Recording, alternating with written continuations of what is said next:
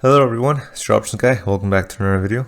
So today was the big day. It was a Palantir double click day, and it somewhat didn't disappoint. I actually, I think like what I expected to happen happened, and basically we'll just go over like quick high level of what happened for the double click event, and then I'll just cover like my thoughts about it.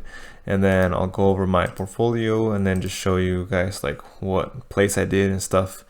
And then we'll talk about Palantir, like technicals, to see where it's kind of heading. And then we'll go over like what happened with options regarding options overall, and specifically focusing on Palantir and what happened today, like regarding calls, like what calls were purchased, what strikes, what expirations, stuff like that. So before we get into it, I just want to emphasize that I'm not a financial advisor. I'm just doing this for entertainment purposes.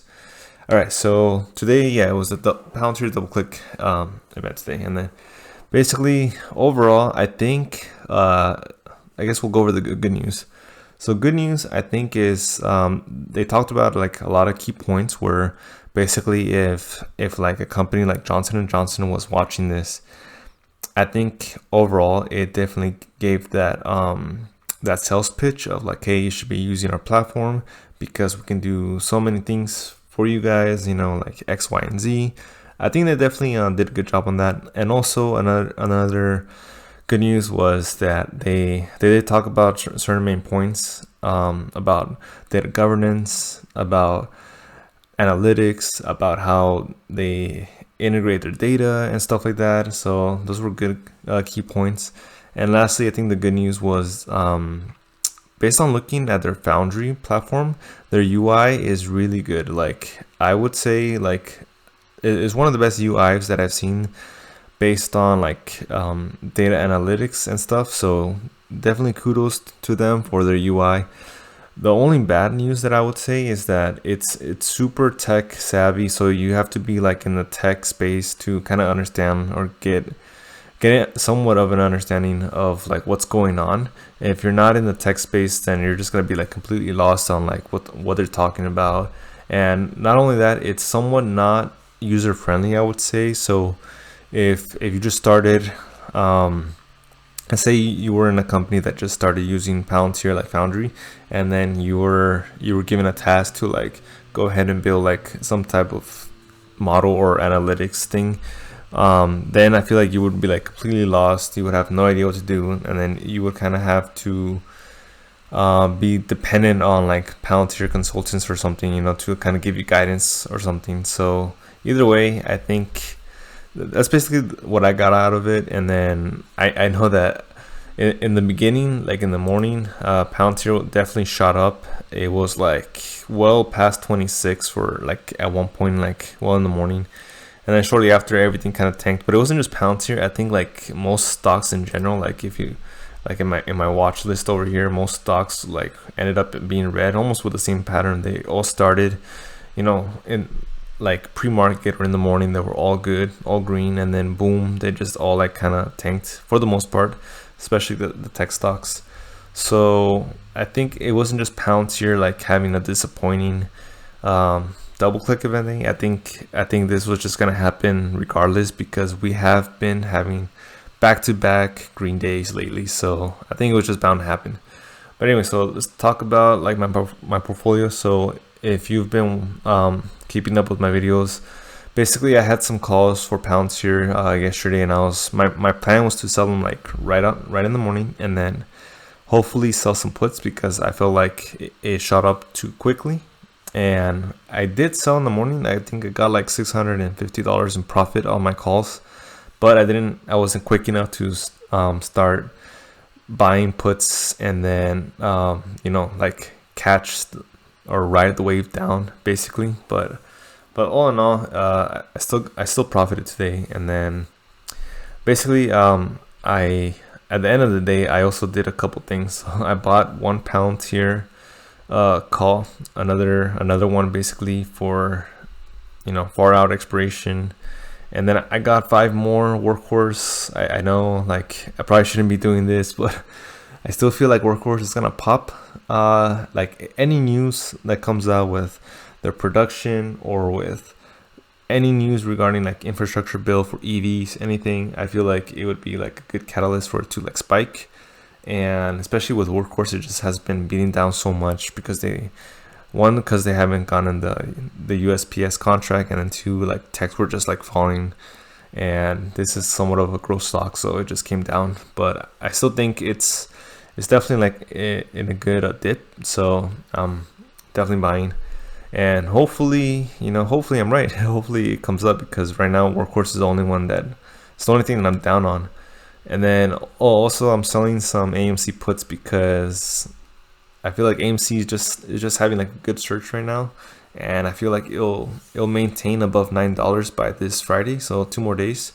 If it does that, then I cash in this premium, which is like about $300 for this week, so extra $300 for this week. So I'm not planning to buy AMC at $9. Hopefully it stays above 9.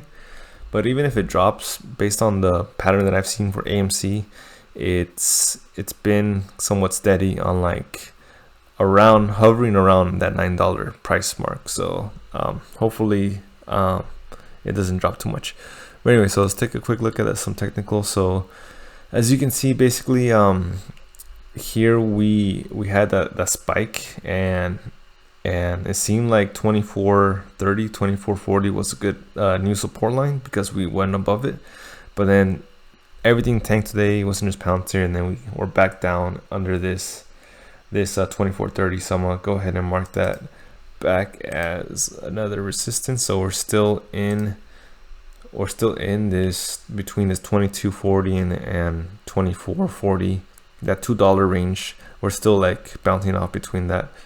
But hopefully, Palantir is having their earnings coming up, so hopefully within that earnings week it spikes up again, and then hopefully they have a good earnings. I'm actually interested in what the earnings is, because before they were publicizing their contract left and right, like their new contract, so it was kind of easy to like sum up their contract values and then like just do a quick like estimate of like what the revenue would be. And basically it was kind of like somewhat easy to determine what the earnings would be based on revenue, but obviously there's like other factors that you don't know. So I think this time around they're kind of being more quiet on their contracts, and not just on their contracts, but like the actual amount of contracts, the actual amount worth of their contracts. So we don't really know how much or how well they're doing. They probably could have had a crappy quarter, but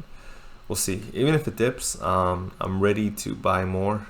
If it dips down to the 21 level, I'm ready to buy more for long-term shares, and we'll see what happens with that. Anyway, so yeah, basically this is Palantir. This is what happened for today. As you can see, it's 414. So there were some late orders that came in like towards the end of the day for 416, so 24 strikes. Some people are betting that it's going to be about 24. You see 423, 24, and let's take a quick look. So let's try to see like where the biggest money went. So here's the biggest money went. So 2023, 2022, 20. So these are like far out expirations. The closest one that we see is the 430 at 25. If we look at the closest expirations, here the 416, so 24 looks like it's somewhat, 24 seems like it's like the average for like the closest expiration. 416, there's 25s a lot. Then there's a lot of orders for 416, and then 430s, 26, 26, 26, 26, 26, 26. Yeah, so I mean, the further out you get, then the more out the money these strikes are. But that's basically what's happening with Palantir. There was a good amount of orders. I think it was a total of 4.7 today, 4.7 million, and premium call orders, only 83 orders that came in. But yeah, so all in all, that's basically what happened with Palantir today. And I think the price that we're at right now at 23.75, it's not bad. It definitely spiked. Like if we look at this past week, definitely spiked from here from 23 all the way to like high 26, and then came back down. So it's definitely like almost like stabilizing again, like right in the middle within the 23-24 range. So we'll see what happens. And yeah, so if you like this video, please give a like, make sure to subscribe to keep up to date with what's going on with Palantir and my portfolio, and I'll see you guys in the next video.